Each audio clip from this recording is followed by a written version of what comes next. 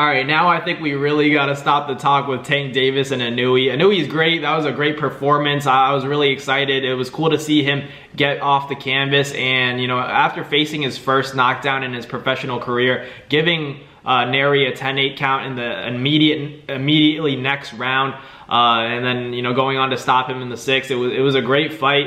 But, you know, we gotta chill out with the Tank Davis stuff now. I feel like, you know, beforehand I was like, okay, maybe it's like potentially possible. It's a stretch for me, but who knows? The sport of boxing, you can never say never, right? When these big fights and big money fights are on the table, you know, even if you're just speculating about it, they're possible fights. That's how boxing is. Nothing's out of the question. But, you know, even Tank Davis said it himself.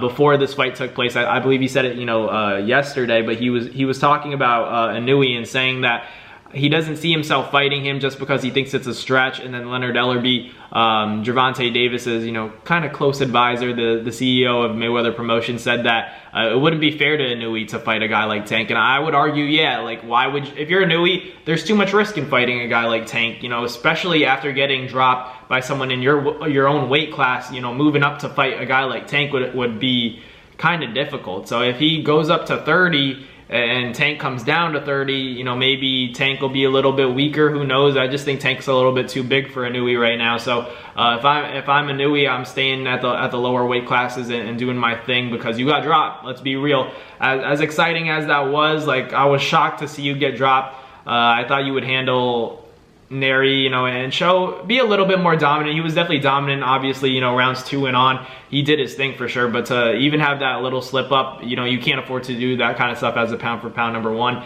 in my opinion. But it was exciting. Like, I'm kind of happy it happened just because it's exciting from a fan's perspective. Just watching it, you know, you think that Inoue's going to go in there and dominate. So to see, you know, Luis Nery come out there and, you know, guns blazing, throwing big shots, haymakers, trying to catch Inoue, and he did just that in the first round, but he kind of blew his load.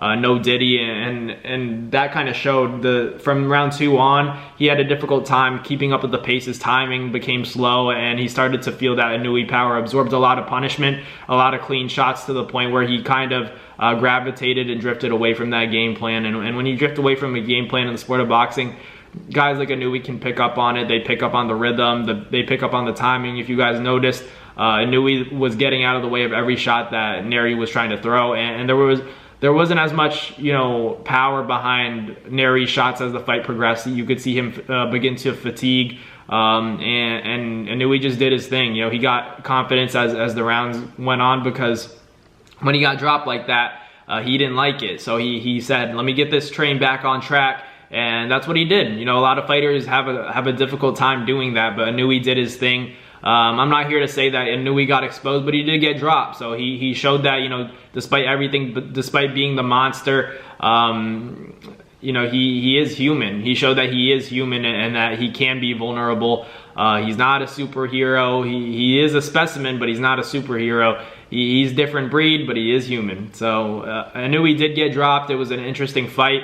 To see him, you know, deal with that adversity shocked me, but I think we have to stop talking about that Tank fight now, just because I don't think it's realistic. Because getting dropped by a 26-pounder is way different than coming up to 35 and facing not only your average 35-pounder, you're facing a guy like Tank Davis. I don't like that fight. I honestly would like to see Vasily Lomachenko and Inoue before I'd see, you know, Inoue and Tank, because I think that's a winnable fight for Inoue. If Lomachenko goes to 30, I think, you know, Inoue could potentially make that fight happen and have success in it. I just think Tank's a little bit too big at 35. He's gonna be too strong for Inoue, in my opinion. As sharp as Inoue is, and he looked good in that fight. He's, you know, despite the first round, take that out of the equation, he did look solid. I was impressed. You know, got into a groove, gained a lot of confidence. You can see that level of showboating, that you can't just do that against guys, especially like guys like Luis Nery. But, you know, Inoue took his heart. You know, after that first round, he was doing everything to take away Nery's confidence, and he did that throughout the fight. Nery had no answer for it. You could kind of see him waving the white flag in a way, because when you start drifting away from that game plan, you're kind of surrendering in the sport of boxing. That's the way it works. When you start to say, all right, if you see substantial power in the first round from Nery, and then you see it slowly start to fade away as the rounds progress, you can kind of assume that, you know, Nery felt the power of Inoue and said, okay, this isn't worth it, let me get out of here with a decision. At least I scored a knockdown, but, you know, there was a sense of urgency, you know, in the 5th and 6th round, and that's what ultimately got him stopped. So I think he just wanted out. He couldn't handle that Inoue pressure, and I think it's different. And a lot of people were talking about how Inoue should fight in the United States to really test himself, and I think there is a level of truth to that. I think all people that are superstars overseas eventually have to come to the US to test out that boxing market, because this is where it's at. You know, Vegas is the mecca of boxing, so I think that is true, but at the same time I understand that Inoue, he's doing well out there in Japan as well. You know, he's selling out crowds for sure. You know, everybody loves him in Japan. He's a superstar there, but, you know, I think he is going to have to eventually, you know, cross over into the US, and not that he hasn't done it before. I think he's undefeated in the US. He's fought 3 times. So, you know, he's definitely not afraid to do it. I just think that, you know, he's going to have to eventually, just because there's a big boxing market here. This is where it's at. The best opposition in the world. People are going to say that they don't want to fight on your turf. When you're fighting greater and greater levels of opposition, you know, you're going to have to come over here, despite, you know, however much sales you make in Japan. I think US is where it's at. But yeah, in terms of pound for pound, he's still up there for sure. That if anything, that reinforced the fact that he should be on the pound for pound list. But at the same time, like that moment where he was dropped in the first round showed me that he's not on Terence Crawford's level, at least just yet. You know, he could be entering his real prime. I don't think he's at his optimal, you know, level yet in the sport of boxing, but he's gonna get there. But as of now, after that performance, I can't, you know, put him at the same spot as Terence Crawford. You know, I kind of had him like right behind him, and this performance showed me I was still impressed with the performance. The performance was outstanding.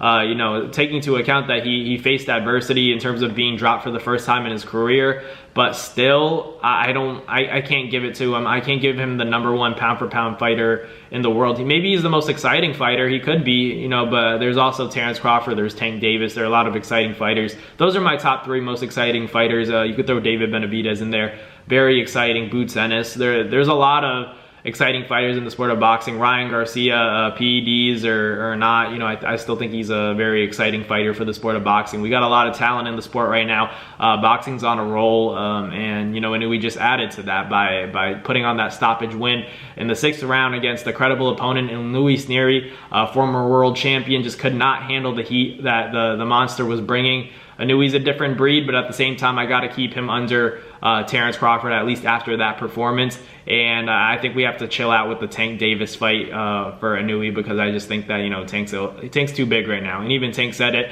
Inoue, I think he has respect for Tank and knows that, you know, it'd be a big risk going up in weight and fighting a guy like Tank. So Tank's too big. I think Tank would probably stop Inoue. I don't think Inoue could handle that. I think there are weight classes for a reason in this scenario, and as good as Inoue is, I can't pick against Tank in this. He's just too strong for Inoue right now. But hey, if it happens, take my money. But let me know in the comments what you guys think. Would you guys want to see Tank and Inoue in the future? I mean, I'd watch it, of course. You'd be dumb not to watch it. I just don't know if it's a realistic fight, because Tank is too strong right now. He's gonna, you know, show you guys in the Frank Martin fight why he is one of the pound for pound best fighters in the world, and prove that he could get a credible win. So we'll see what happens.